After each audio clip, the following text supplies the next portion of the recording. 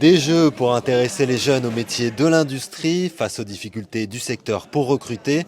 Prochainfo Formation a réuni plusieurs organismes de formation au centre social de Neuville, au programme de la réalité virtuelle ou encore des jeux de construction sur tablette.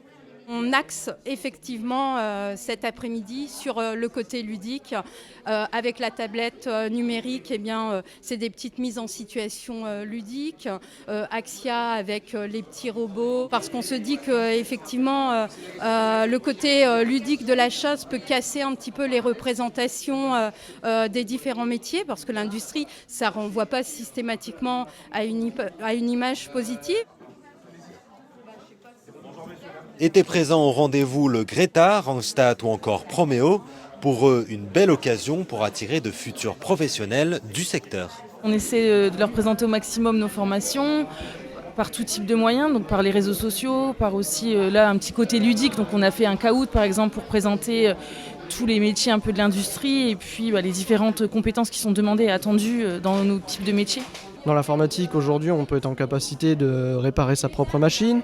On peut créer son propre serveur de jeux vidéo, par exemple pour les jeunes, son propre site CV. On peut héberger chez soi sans avoir à payer un hébergeur. On aimerait présenter ce qu'on fait dans le domaine de l'informatique et de l'électronique.